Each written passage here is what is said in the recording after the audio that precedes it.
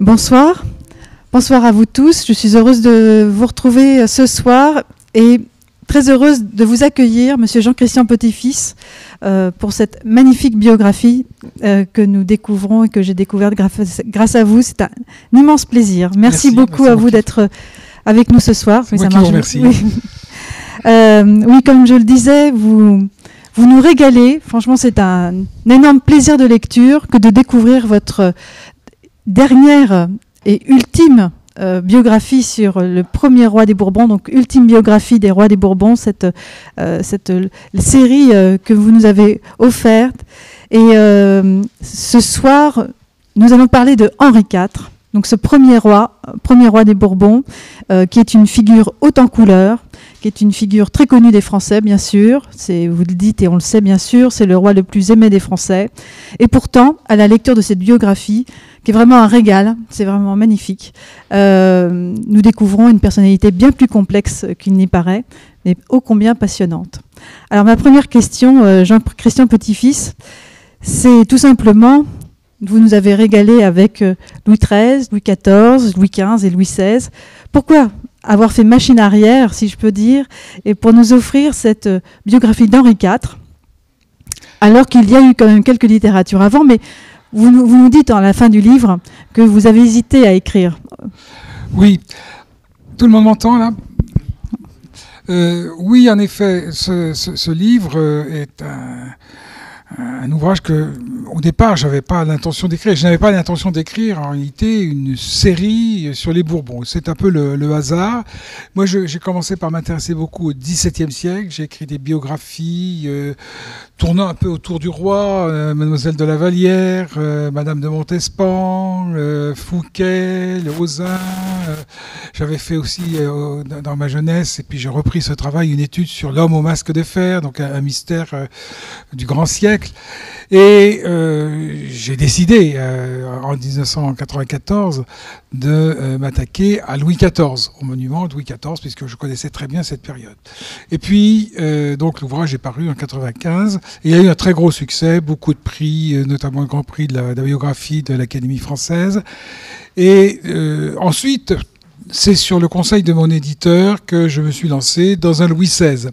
Donc c'était vraiment l'apogée de la monarchie absolue avec Louis XIV. Et puis là, nous voyons comment cette monarchie se dégrade, se détruit. Et puis ensuite, eh bien, je suis parti en arrière. Et là aussi, en accord avec mon éditeur, j'ai fait un Louis XIII. Comment se construit cette monarchie absolue ?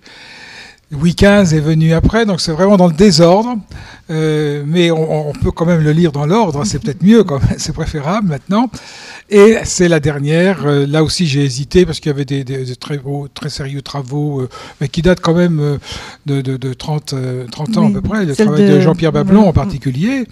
Mais les choses aussi ont changé, les problématiques ont changé, les perspectives des historiens, les recherches universitaires, françaises, anglo-saxonnes aussi, apportent beaucoup d'éléments nouveaux. Moi-même, j'ai essayé aussi d'apporter quelque chose de nouveau, une vision de ce règne, complexe en effet.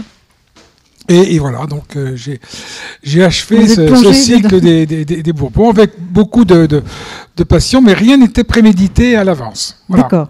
Alors donc du coup, ça fait une biographie haute en couleurs, extrêmement riche, très colorée, parce qu'en fait, Henri IV, c'est donc le bon roi Henri, c'est le roi de la poule au pot, c'est le roi qui aurait dit « Paris vaut bien une messe ». C'est mon beau panache blanc, enfin c'est toute ces fioretti autour d'Henri IV que nous connaissons tous, que nous avons, ce sont aussi comme ça que nous avons appris à connaître Henri IV à l'école. Comme ça. Oui, c'est la légende. On est pris tout de suite par le mythe. Le mythe henricien, c'est un peu comme le mythe napoléonien. Il se déploie, alors qu'il n'y a pas de mythe Louis XIV, par exemple. Bon, on aime ou pas Louis XIV, mais il y a un mythe henricien. Le mythe naît immédiatement après la mort du roi, son assassinat, donc une tragédie par Ravaillac, tout le monde le sait, un fanatique venu d'Angoulême. Et autant il était peu populaire à la fin de son règne, parce qu'il avait augmenté les impôts, parce que, enfin, c'était pas grand-chose. Il avait mis une taxe de 5% sur les circulations des marchandises et ce qu'on appelait la pancarte. Et il y avait eu ce qu'on appelle des émotions populaires, c'est-à-dire des soulèvements, des manifestations. Et le roi avait dû enlever cet impôt. Mais on lui reprochait de vouloir trop centraliser, de vouloir diriger à partir d'un pouvoir royal restauré. Donc ce roi, il y a une naissance de ce mythe. On a ressorti, comme vous l'avez dit, les bonnes paroles et les images d'Épinal, surtout du roi. La poule au pot tous les dimanches, c'est pas tout à fait cette formule qu'il a utilisée quand il a parlé au duc de Savoie. Paris vaut bien une messe qu'il n'a jamais prononcée, mais qui correspond aussi à une réalité. On pourra en reparler. Oui. Et puis les phrases de Sully, son principal ministre, labourage et pâturage sont les deux mamelles de la France, etc. Donc ce mythe se déploie déjà sous le règne de Louis XIV avec l'ouvrage destiné à l'instruction du roi par Monseigneur Ardouin de Péréfixe, évêque de Rodez, qui était son précepteur. Et puis ultérieurement avec le cycle de Voltaire, La Henriade. C'était en 1723, donc il était tout jeune et il voulait égaler Homère, 9 chants, 4200 vers, donc une immense épopée qu'il a voulu faire. Et sans doute il n'a pas égalé Homère, mais il a percé en littérature. Et puis ce cycle se poursuit avec différentes pièces de théâtre, la partie de chasse d'un certain Collet qu'on a joué de très nombreuses fois. Alors là on s'attendrit sur le personnage qui va rencontrer des paysans. Cette proximité à l'égard des petites gens, évidemment, est très attirante. C'est un homme affable, généreux, chaleureux. Sa belle-sœur disait, c'est un homme à se faire aimer des pierres elles-mêmes. Éléonore de Médicis disait cela. Donc, on voit, il y a beaucoup d'éléments qui correspondent aussi à la réalité. Mais il y a aussi des faces cachées, des faces plus sombres peut-être, mais aussi il y a un personnage qui n'apparaît pas au devant, c'est l'homme d'autorité, de fermeté, d'endurance. Alors le courage aussi magnifique parce qu'il est constamment à la guerre, il est à la tête de ses armées, le panache blanc. Alors on n'est pas sûr qu'il a toujours eu le panache blanc, notamment à la bataille d'Ivry, mais il n'empêche, ça fait partie de la légende, ça fait partie du mythe. Et le mythe s'est prolongé très très longtemps, d'ailleurs, jusqu'à aujourd'hui. On aime Henri IV. Vous savez qu'il y a eu 3 présidents de la République qui ont rendu hommage à Henri IV. Aucun autre roi n'a été célébré par la République. C'est Vincent Auriol sous la 4e République, François Mitterrand sous la 5e et Nicolas Sarkozy plus récemment. Donc cet homme attire et c'est le plus populaire de tous les rois. Oui. Alors juste pour compléter ce que vous venez de dire, que en fait ça correspond à un des derniers chapitres de votre livre sur le mythe henricien qui est passionnant et que vous venez de nous dire. Mais il y a ce moment très particulier et très émouvant, mais à la fois terrible, quand les révolutionnaires sont allés à Saint-Denis pour en fait enlever les corps, les sortir ont voulu mettre les corps dans une fosse commune. Oui, saccager. On a saccagé le cimetière, les restes des rois. Royales. Et alors donc, à un moment donné, donc on est devant la dépouille de Henri IV qui est mise debout en fait, oui. Et il y a un révolutionnaire qui en fait il confie, parce que ce sont des mémoires où il dira que il va prendre sa main avec beaucoup d'émotion. Il dit « Je suis républicain, mais quand même, je prends sa main avec beaucoup d'émotion. » Oui. Alors, il y en a un autre aussi qui lui coupe la moustache. Oui, c'est ça. Et puis, on va lui enlever des ongles. On va enlever... Alors, après, il y a une légende aussi qui est née. C'est la tête d'Henri IV.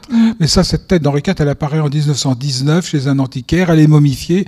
Et là, il y a des historiens, des discussions entre spécialistes. Moi, je n'y crois pas trop, parce qu'on n'a aucun récit de l'époque qui nous dit qu'on a coupé la tête d'Henri IV. Donc il n'y a eu qu'un seul roi qui a été guillotiné, mais c'était pas Henri IV. Donc moi je n'y crois pas trop, mais je reconnais qu'il y a certains spécialistes savants, notamment le docteur Philippe Charlier, qui est partisan de cette théorie. Voilà, donc en effet, on a profané les tombeaux des rois de France. Au départ, c'était pour prendre le plomb et puis fabriquer des balles. Et puis après, il y avait véritablement une idée de saccager, voilà, c'était déjà la cancel culture. On se débarrasse du passé. Exactement. Du passé, faisant table rase aussi, ça rejoint. Oui, exactement. Quand j'ai lu ça, c'est exactement ça à quoi j'ai pensé. Bon, alors revenons à ce Henri IV si aimé, très populaire. Mais parlez-nous vraiment de qui était Henri de Navarre. Qui en fait est un jeune homme. Vous parliez effectivement de son courage, de son endurance, mais c'est un homme qui a été, d'abord c'est un homme lettré, qui a eu une éducation extrêmement rigoureuse de la part de sa mère, donc Jeanne d'Albret. Contez-nous un peu ce jeune homme béarnais. Alors, c'est un vrai Béarnais, un Biarnais, comme disait son grand-père Henri II d'Albret, qui était souverain d'un petit État qu'on appelle la Navarre, mais c'est quelques vallées dans les Pyrénées. Et il y a une grande partie de la Navarre qui a été annexée par l'Espagne, avec capitale Pampelune. Et le rêve de tous ces souverains de Navarre, Henri II, sa fille Jeanne d'Albret, et puis même Henri de Navarre, donc notre futur Henri IV, ont rêvé de reconstituer cette Navarre. Et vous savez qu'Henri IV, quand il deviendra roi de France, eh bien, il fera accoler le nom de cette province souveraine, et il est roi de France et de Navarre, et tous ses successeurs seront rois de France et de Navarre. C'est une fiction complète, puisque la Navarre, ça ne représente rien du tout. Et pourtant, c'est une expression qui est passée dans l'usage courant. Oui, absolument. On voit les armes de France, les lys, et puis les armes de Navarre qui sont un peu plus complexes. Il est aussi vicomte de Béarn. La vicomté de Béarn, c'était une province française, mais elle aussi tendait à l'autonomie et même à l'indépendance. Un peu comme la Bretagne, il y avait des velléités d'indépendance dans toutes ces provinces périphériques. Donc le roi Henri II au départ, ensuite la régente Catherine de Médicis, surveillaient de très près cette dynastie. Alors Henri IV, qui viendra d'abord roi de Navarre, Henri IV est le fils de Jeanne d'Albret, laquelle elle-même est la fille de Marguerite de Valois-Angoulême, sœur de François Ier. Donc Henri IV a du sang des Valois, et d'Antoine de Bourbon, lequel Antoine de Bourbon, qui a été lieutenant général du royaume, descend en ligne directe du 6e fils de Saint-Louis, Robert de Clermont. Donc il a du sang des Capétiens et aussi des Valois. Mais il est très loin du trône au départ. Et c'est par une suite de hasards malheureux pour les Valois qu'il va devenir roi de France. Au départ, donc, il y a le couple Henri II, Catherine de Médicis, a quatre garçons. François II, qui va mourir à 16 ans après avoir régné quelques mois. Charles IX, qui va mourir en 1574 aussi très jeune, à 23 ans, je crois. Et puis Henri III, qui va être assassiné, lui, par Jacques Clément. Et le dernier fils, qui mourra avant Henri III, qui est le duc d'Anjou, duc d'Alençon devenu duc d'Anjou, qui est un esprit assez brouillon, qui soulèvera la noblesse contre son frère, contre Henri III. Lui meurt en 1584. Donc pendant très longtemps, Henri IV est éloigné du trône. Il n'est pas proche du trône. Mais pourtant, il a reçu une éducation... Alors, vous me posiez la question, il a reçu une très bonne éducation. D'abord, il est mis au petit château de Coarraze, au sud-est de Pau. Là, il vit avec les paysans, il apprend le patois béarnais et il est très, très, très proche des gens. Ça va vraiment le caractériser, ça va former son caractère. Et puis, il va venir à Paris, il va aller au collège de Navarre, il y a des précepteurs. Alors, le grand problème d'Henri IV, c'est que les parents n'ont pas la même religion. Jeanne d'Albret, en 1560, va se convertir au protestantisme et à un calvinisme pur et dur, à tel point que quand elle sera souveraine elle-même de Navarre et de Béarn, eh bien, elle va chasser tous les prêtres, en particulier de Béarn. Bon. Donc interdire la religion catholique en Béarn. Et puis, une ultra, en fait. Oui, c'est ça, une ultra du calvinisme qui est constamment en rapport avec Genève, qui était vraiment la capitale du calvinisme, avec Calvin et puis Théodore de Bèze, son successeur. Et de l'autre côté, vous avez Antoine de Bourbon, qui a énormément de propriétés aussi et de biens en France, qui lui, d'abord va pencher pour le calvinisme, mais finalement va se rallier par opportunisme au catholicisme. Lui aussi aspire à la couronne de France. Et par conséquent, le malheureux, il va changer 6 fois de religion. 6 fois de religion. Il est ballotté entre sa mère, très autoritaire, qui lui donne de bons préceptes, et puis son père, qui est plutôt assez léger, un personnage assez léger, mais qui s'occupe pas trop de son fils, mais quand même qui lui a confié à des précepteurs intelligents, et donc il est bien formé. Mais le grand problème, c'est la religion pour lui. Et longtemps, alors on s'interroge beaucoup sur son comportement religieux. C'est assez compliqué, mais c'est assez central dans sa vie. Il est donc baptisé catholique. Il va devenir, sous l'influence de sa mère, protestant. Sous l'influence de son père, il va revenir catholique. À ce moment-là, on est en 1572. Catherine de Médicis, qui s'occupe des affaires du jeune roi Charles IX, veut marier... C'est Henri de Navarre, qui est assez inquiétant, qui donc, il vient de perdre sa mère, avec sa fille, Marguerite de Valois, la fameuse reine Margot, qui est catholique, qui veut rester catholique, en dépit de quelques aventures amoureuses qu'elle a pu avoir, on a beaucoup exagéré aussi sur ce caractère de la reine Margot. Il ne faut pas se calquer sur le film de Patrice Chéreau pour imaginer... Très beau film par ailleurs. Voilà. Oui, bien sûr, mais un peu déjanté et qui ne correspond pas à la réalité historique. Bon, c'est une femme, c'est une précieuse, c'est une femme très intelligente aussi, qui a hérité spirituellement, en tout cas, de Marguerite de Valois, notamment à la cour de Nérac, où elle se retrouvera avec une série d'admirateurs et de poètes. Et Henri va aussi se former à ça. Mais en tout cas, avant, ce mariage va, lui protestant et elle catholique, tout ça pour réconcilier les deux religions. Va dégénérer du fait de la Saint-Barthélemy. 8 jours après le mariage, donc le 24 août, eh bien, il y a ce fameux massacre. Alors les historiens ont beaucoup travaillé sur ce massacre.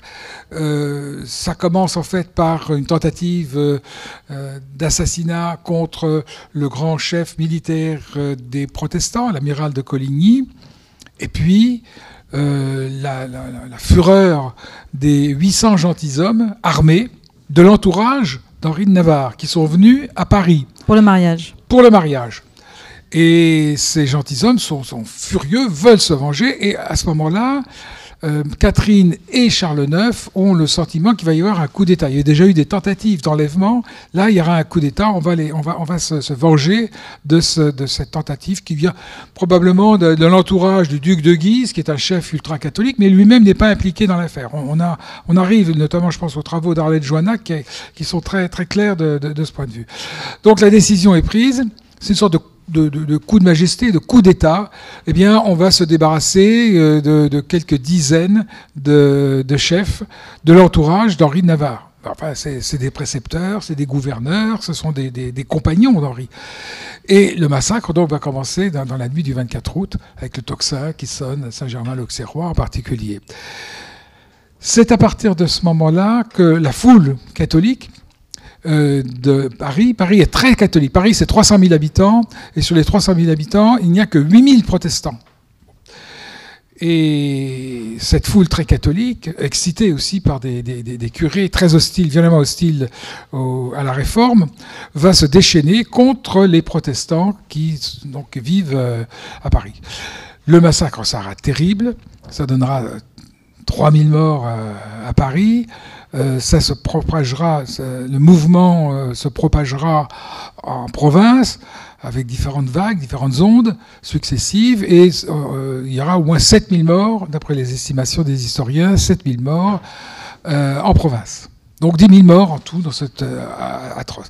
Et là, c'est une rupture fondamentale dans l'ordre monarchique.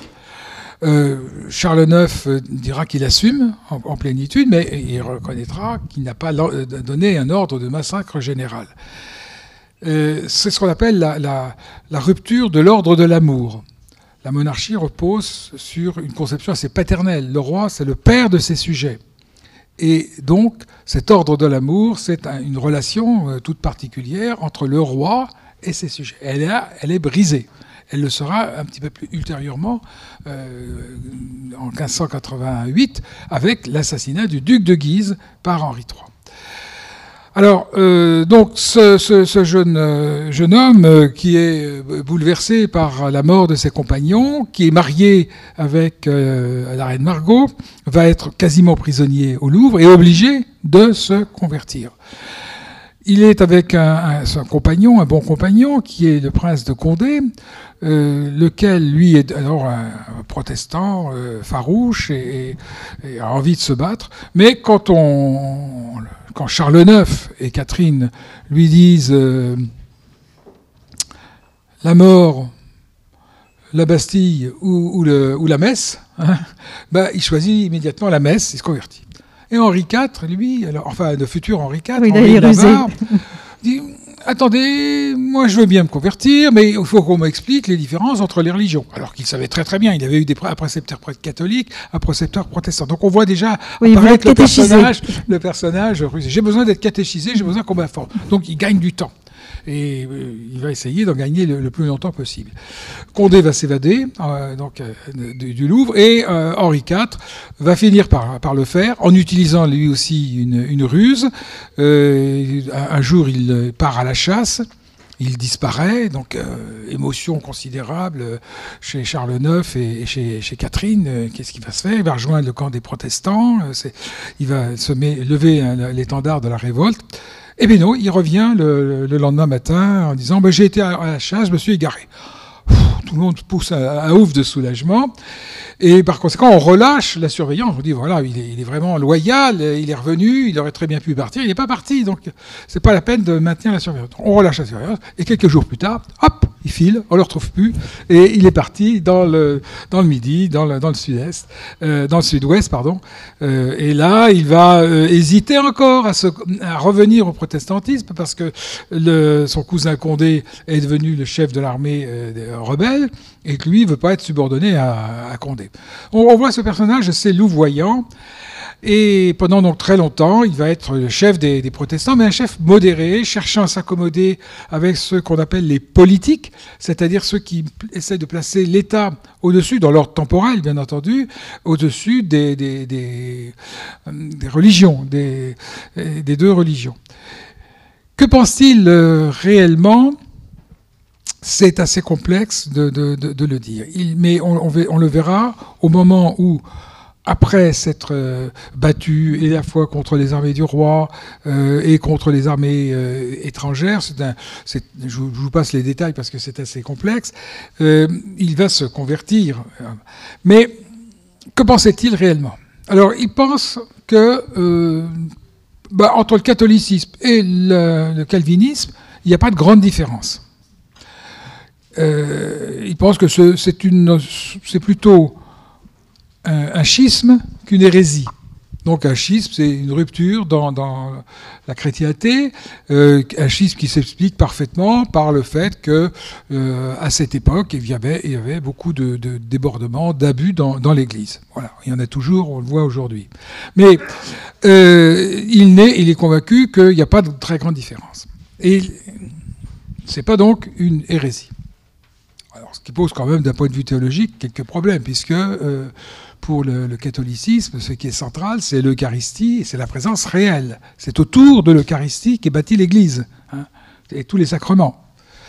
Et Henri, donc, va essayer de chercher à accommoder ces deux religions, comme l'avait fait Catherine, d'ailleurs, auparavant. Il croit, mais au moment où il se convertira, et j'y reviendrai, il croit en la présence réelle, et il a toujours dit qu'il avait cru en la présence réelle. Donc il n'est pas vraiment protestant.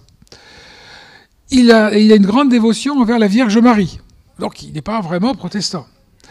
Par contre, il ne faut pas lui parler de tout ce qui a été évoqué au Concile de Trente dans les années 1560, le purgatoire, le culte des saints, etc. Même d'ailleurs du point de vue de l'Eucharistie, la rémanence, c'est-à-dire la permanence de la présence réelle dans l'hostie en dehors de la messe, lui pose quelques problèmes. Donc il est un petit peu protestant de ce côté-là.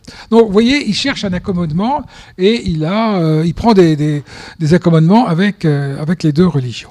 Voilà ce qu'il pense. Mais ça va être très long pour lui d'arriver à la conversion.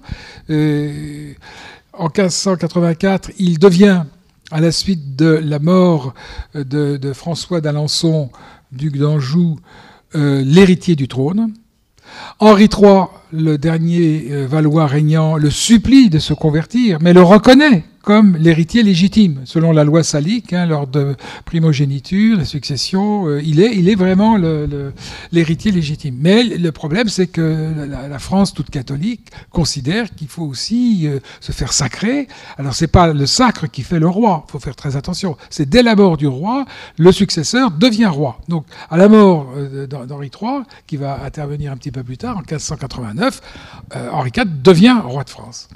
Mais va se poser le problème de sa conversion à nouveau.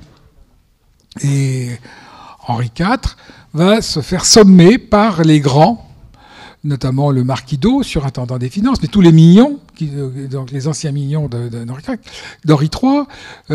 qu'Henri III, sur son lit de mort, a supplié de reconnaître donc, comme l'héritier légitime, les mignons posent leurs conditions.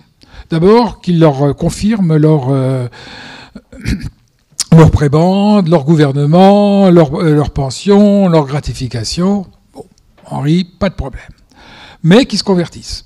Alors à nouveau, Henri dit, oui mais attention, moi j'ai besoin d'un concile national qui me montrerait la différence entre les deux religions. Là encore, il joue et c'est vraiment dans son caractère de passer entre les gouttes, ou de chercher à passer entre les gouttes. Et alors il a cette idée...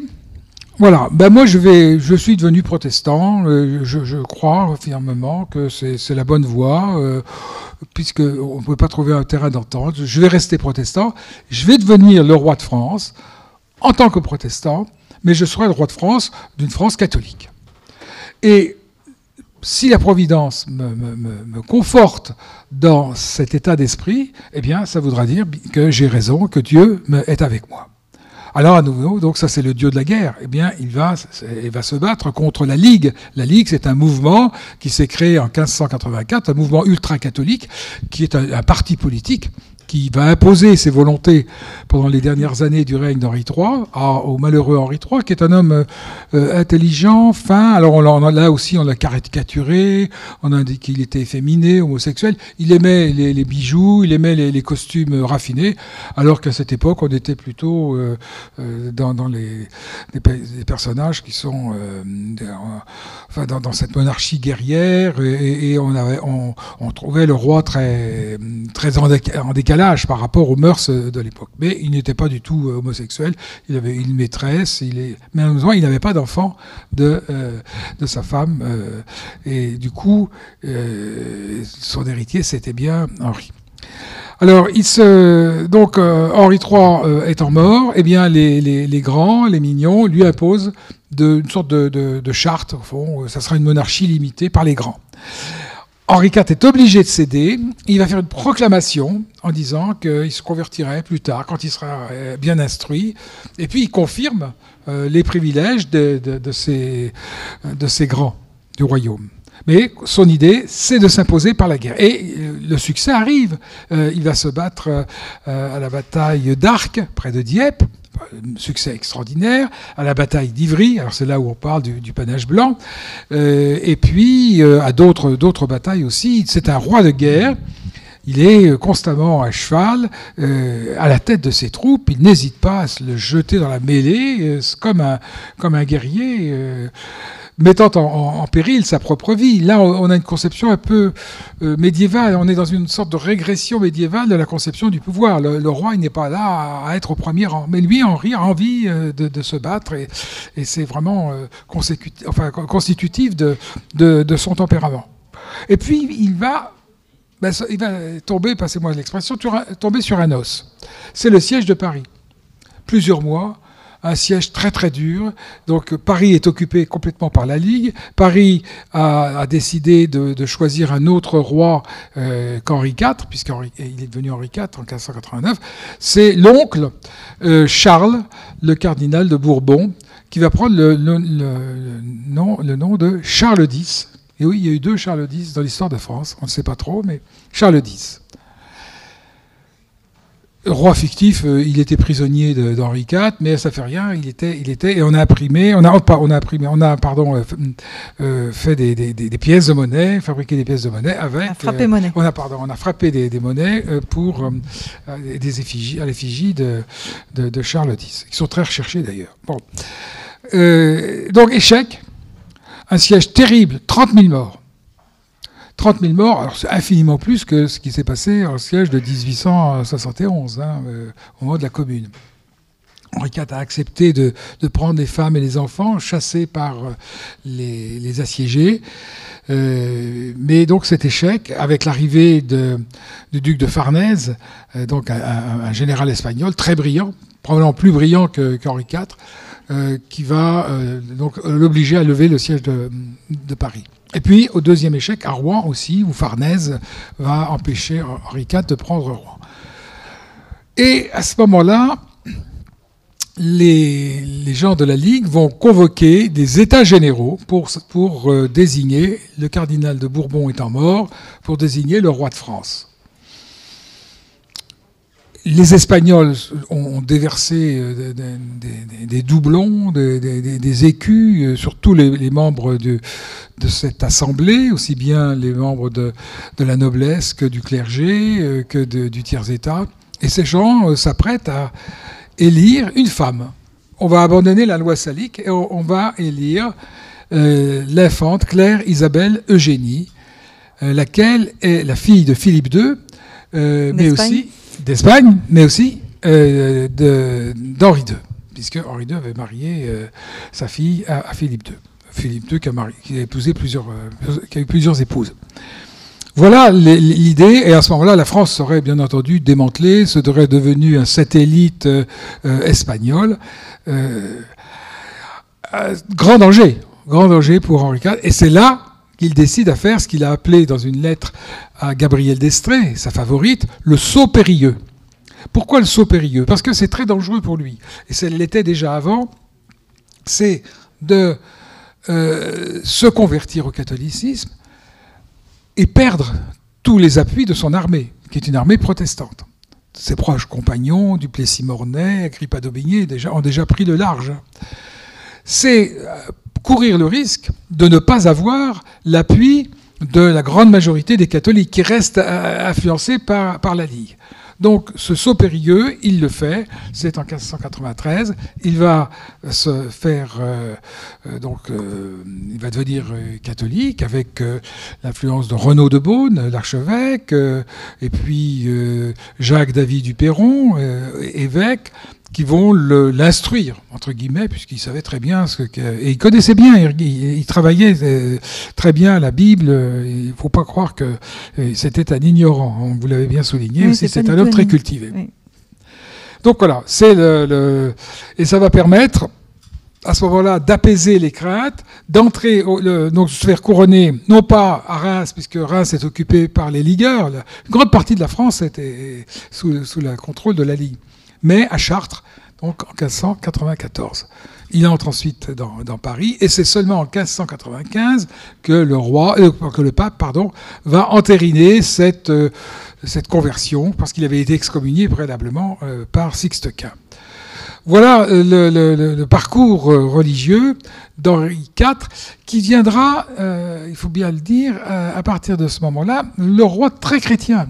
Il se considère comme catholique et assumant pleinement l'onction qu'il a reçue à Reims.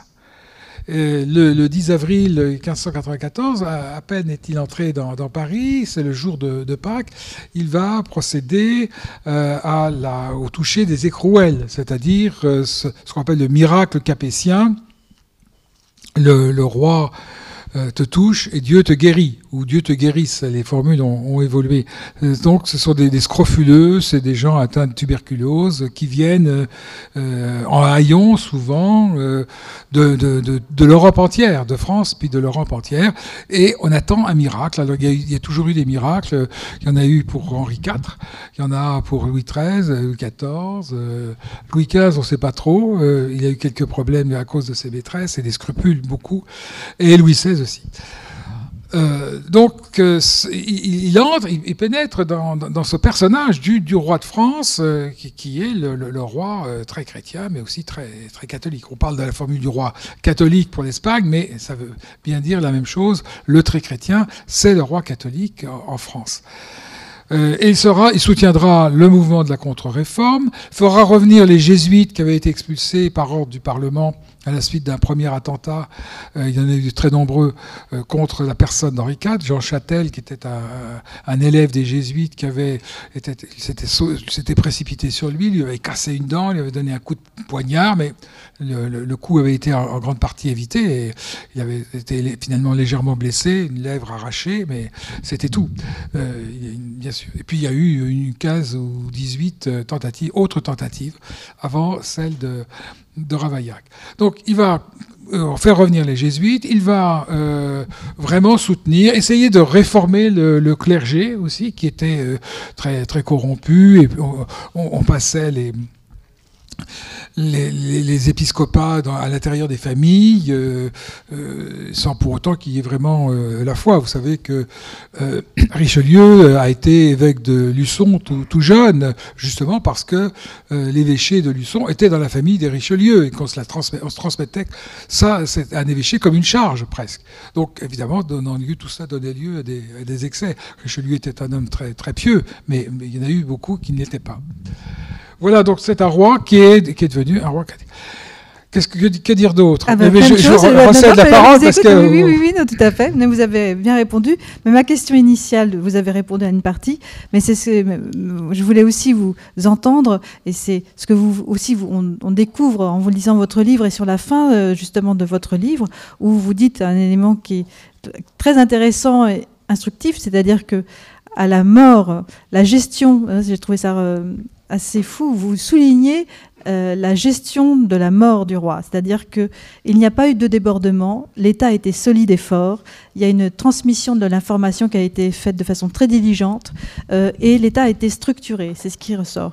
Or, et vous dites qu'en fait, Henri IV a été le premier roi de l'ère moderne, et en quoi est-il, parce que là on vient de parler de son parcours religieux, de son destin religieux, mais sinon quel roi a-t-il été? Alors ça c'est très important ce point-là, en effet, c'est un roi absolutiste, et c'est le premier roi absolutiste moderne, disons. Auparavant, bien sûr, tous les rois sont des rois absolus, c'est-à-dire qu'ils ne dépendent que de Dieu. Ils ne dépendent pas des grands, ils ne dépendent pas d'un parlement, ils ne dépendent pas d'une élection. Mais ce qui va changer à partir d'Henri IV et qui va se poursuivre et se perfectionner chez les Bourbons, c'est une centralisation. Et au fond, l'absolutisme, c'est rien d'autre qu'une tentative, même je dirais, de centralisation du royaume, du fait d'une amélioration des voies de communication. Elles étaient complètement délabrées avec les guerres de religion. Donc là, on va à nouveau créer des canaux, refaire des routes à la charge d'ailleurs des seigneurs. Il y a donc une politique d'unification du royaume. Pendant les guerres de religion, les provinces étaient quasiment autonomes, les villes avaient aussi leur maire qui prenait les décisions qu'ils voulaient sans en référer à personne. Donc il y avait un éclatement, une dispersion du royaume. Les forces centrifuges étaient très fortes.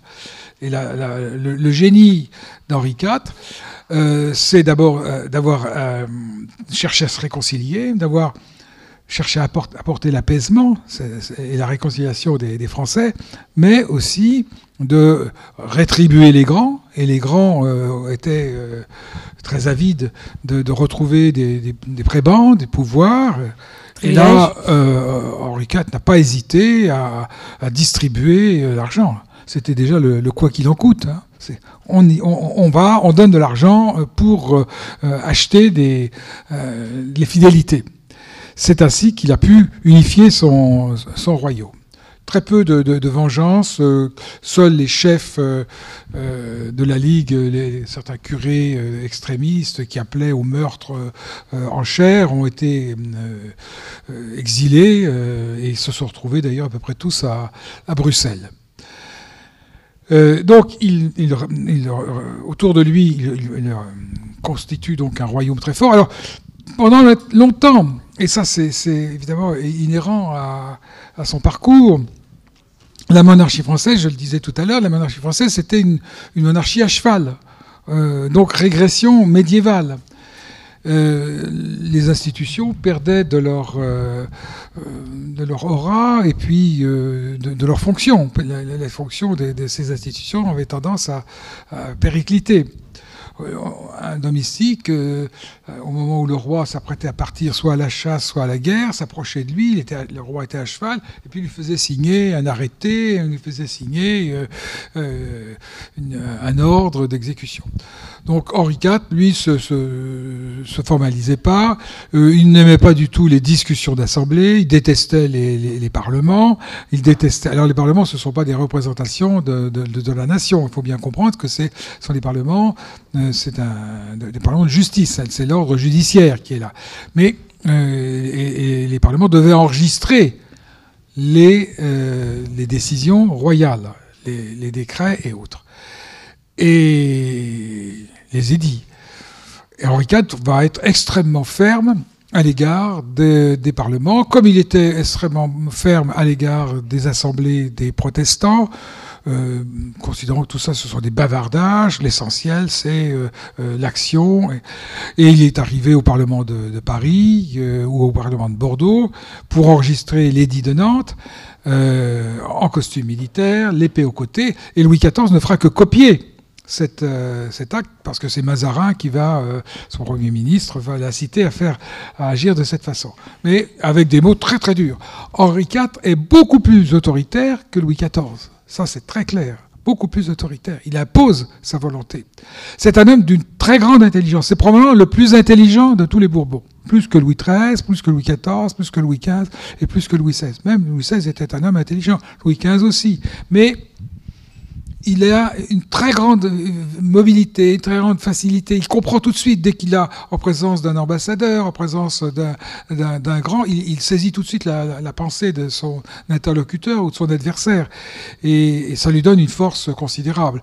Du fait aussi qu'il a eu une expérience gigantesque. Il a parcouru son royaume du nord au midi, de l'ouest à l'est. Il est bien au fait des décisions à prendre, beaucoup plus que son conseil. Alors, il tient un conseil, parce qu'il faut toujours un conseil du roi, mais il est dans les jardins de Fontainebleau, il se promène avec, d'un côté, Sully, de l'autre, Villeroy, qui s'occupe des affaires étrangères, une ou deux personnes. Il les laisse parler très peu de temps, et puis hop, il prend la décision. C'est parce qu'il a tout de suite l'idée. Donc, c'est une grande intelligence, une grande volonté, mais le grand problème, c'est que les institutions ne suivent pas trop. Mais comme vous dites, malgré tout, l'État est restauré et au moment de la régence de Marie de Médicis, eh bien, les choses se passent correctement. Oui. Alors, c'est le temps des questions. Alors oui, je vois déjà. Alors, madame. Oui, madame. Oui, allez-y. Ah, monsieur, pardon.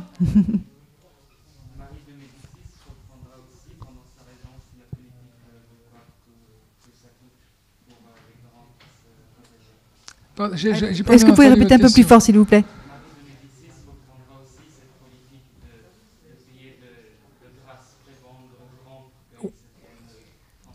Oui, Marie de Médicis. Alors, il y a une restauration de l'État, il y a une restauration de l'économie aussi tout à fait prodigieuse. Et là, il y a un homme remarquable qui va seconder le roi, c'est le duc de Sully, qui est un militaire, un homme autoritaire, pas commode, pas facile de rapport, mais qui est un esprit très éclairé, très intelligent, qui restaure les finances. Parce que, donc, je le disais, Henri IV a distribué pour acheter la paix. Et il dira, oui, j'ai conquis mon royaume, mais on me l'a bien vendu aussi. Il dira parce que les grands voulaient à chaque fois des avantages. Donc, Marie Médicis va elle va distribuer énormément de l'argent qui avait été, grâce à Sully, entassé à la Bastille, où Sully étant grand maître de l'artillerie, disposait de la Bastille et de l'arsenal. Il habitait à l'arsenal. Et tout à côté, donc, il y a la Bastille. Et il a entassé 5 millions d'or, alors que les finances du royaume étaient dans un état délabré, totalement délabré. Mais c'est Marie de Médicis qui, à nouveau, va dépenser cet argent pour maintenir ou essayer, cédant à la pression des grands. Là, je ne veux pas repartir sur Marie de Médicis parce qu'on sort du sujet, mais en effet, la période a été très difficile. Puis elle a changé quand même de politique et s'est rapprochée de l'Espagne, alors qu'Henri IV, au moment de sa mort, partait en guerre contre l'Espagne et contre l'empereur, Rodolphe II et Philippe III. Monsieur ? Comment a-t-il contribué justement avec son intelligence, sa culture, à l'essor de la culture en littérature, en mathématiques, en physique? Qu'est-ce qui centre son intérêt par rapport à ça? Alors, c'est un homme qui est très ouvert, c'est ça qui est important, et il a essayé de se développer. Il n'aime pas la littérature, c'est pas un grand lecteur des auteurs de cette époque. C'est plutôt un latiniste, hein. Oui, mais il a laissé se développer, il a créé des collèges, il a laissé vraiment s'épanouir cette culture et ses recherches nouvelles. En effet, le XVIIe siècle, le début du XVIIe, c'est un siècle de travaux, de découvertes très importants. Là aussi, c'est le début du classicisme. Et le classicisme, ça suppose qu'on explore les planètes, qu'on regarde. Galilée, cette époque-là aussi date de cette époque, hein, les satellites de Jupiter, grande nouvelle, et puis les lois mathématiques aussi, tout ça se développe, en effet. Justement, qu'est-ce que vous voulez dire quand vous avez expliqué que Henri IV était beaucoup plus autoritaire que tous ses successeurs? Ça ne veut pas vouloir dire sur le plan religieux et aussi sur autre chose? Non, je disais qu'il était beaucoup plus autoritaire parce que il tenait à peine compte des formes. Je vous ai parlé d'un conseil, ça se tient de façon assez informelle. En général, c'est au Louvre, mais quand il se déplace, il se promène dans les jardins de Fontainebleau et puis il tient conseil. Donc, on respecte pas trop les formalités. C'est plutôt un soldat. Il reste un Il soldat. y a un côté militaire, de même qu'ailleurs que Sully aussi, qui est assez brutal. Mais il fallait aussi de l'autorité parce que l'État s'était effondré. Il n'y avait plus rien, il n'y avait plus d'État avec les Valois, avec les derniers Valois. Et puis avec cette période très, très trouble des guerres de religion et de la Ligue. Une partie du pays était occupée. Quand il arrive en 1589, en août 1589, aussitôt après la mort d'Henri III, on estime qu'il contrôle 1/6 du royaume. Bon, donc tout le reste était détenu par soit des barons et des potentats locaux, soit par les gens de la Ligue. Donc il a fallu qu'il conquiert son royaume à la pointe de l'épée, et puis avec de l'argent, des promesses. Alors il promet tout. Ça, c'est un grand défaut du roi, c'est qu'il promet tout à tout le monde, et évidemment, comme il ne peut pas satisfaire ses promesses, il se fait beaucoup d'ennemis. Alors donc il est autoritaire avec les parlements, j'en ai parlé, il ne respecte pas du tout l'institution du Parlement. Il y avait eu déjà énormément de tensions entre les parlements du temps de François Ier, ça a commencé, mais là, les parlementaires qui sont assez influencés par les calvinistes, qui sont, en tout cas, cherchent à mettre des bâtons dans les roues à Henri IV. Henri IV ne supporte pas, après avoir fait la paix religieuse, on s'est pas étendu sur cet édit de Nantes, qui est évidemment l'acte le plus important de son règne, Henri IV veut l'imposer. C'est un édit de pacification. C'est pas un édit de tolérance, comme on dit aujourd'hui, parce que personne ne sait ce que c'est que la tolérance. Il n'y avait qu'Henri IV qui était tolérant à l'égard des religions. En revanche, l'édit de Nantes n'est pas un édit de tolérance. Ou alors, il faut prendre le mot tolérance dans le sens de supporter. On supporte l'autre. C'est pas un édit où on aménage le vivre ensemble.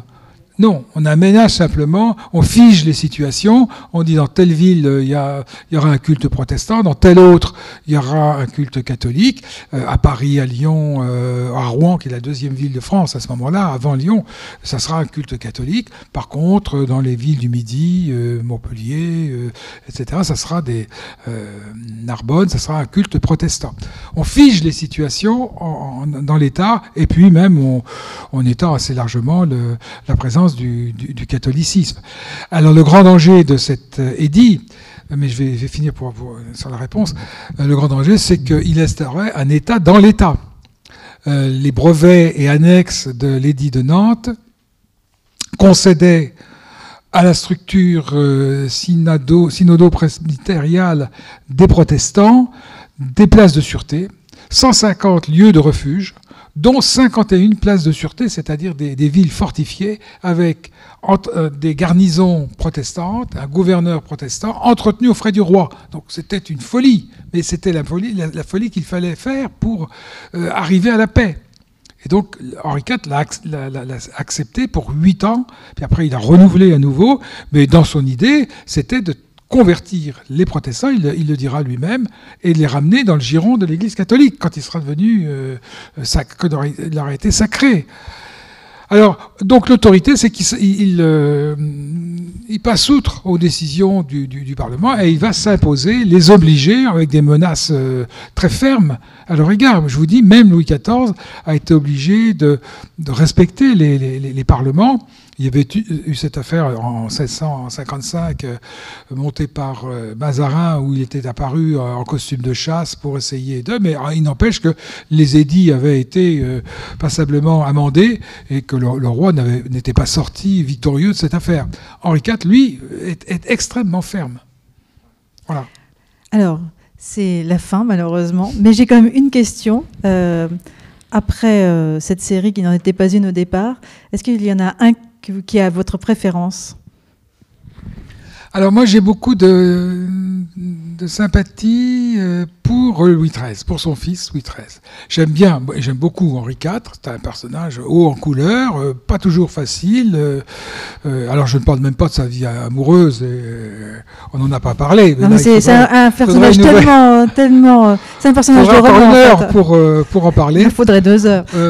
Voilà, aujourd'hui il serait poursuivi pour détournement de mineurs, mais bon, il était vraiment... On lui compte 56 maîtresses. Il y a des historiens qui sont passionnés pour ces histoires et probablement qu'il y en a eu d'autres parce qu'on ne le sait pas. À chaque étape, il y avait des aventures et Marie Médicis on a beaucoup souffert. Voilà, donc... Louis XIII. Alors Louis XIII, donc j'aime beaucoup ce roi, parce que ce roi est un roi malade, qui va mourir à 42 ans de la maladie de Crohn, une maladie intestinale terrible, encore aujourd'hui d'ailleurs, et il est bègue, il a une langue trop grosse, donc il est un personnage complexé, mais il a une volonté farouche d'être debout, d'être le roi, de s'imposer. Et quand on dit, comme le disaient les romantiques, ou Michelet ou Alexandre Dumas, que Louis XIII était sous la dépendance de Richelieu, c'est une erreur complète. Richelieu dira les 4 coins du cabinet du roi sont plus durs pour moi à conquérir que tous les champs de bataille de l'Europe. Il écrivait au cardinal de Bérulle, vous avez de la chance d'avoir eu une acceptation d'une demande du roi, parce que quand je lui présente 4 demandes, j'en ai 2 ou 3 qui sont refusées. Parce que le roi marquait son territoire. et il montrait sa fermeté. Donc là, moi, j'ai une grande admiration pour ce roi, parce que ce roi souffrant, qui est mort dans des conditions abominables, eh bien, il était un roi debout et très conscient de la grandeur, de l'éminente grandeur de sa fonction. Le digne fils donc de son père. D'une certaine mesure, oui. Oui, d'une certaine mesure. Pas l'aventurier. Non, mais amoureux, quand même dans la sûr. stature royale et dans la fonction, Absolument, la dignité, c'est la oui. fonction. Et en tout cas, vous nous régalez avec un personnage de roman haut en couleur, magnifique. On aurait pu l'appeler Henri le Magnifique. Merci beaucoup, Jean-Christian Petit-Fils, de cette évocation si vibrante, si chaleureuse. Merci beaucoup. Je vous en prie. Merci.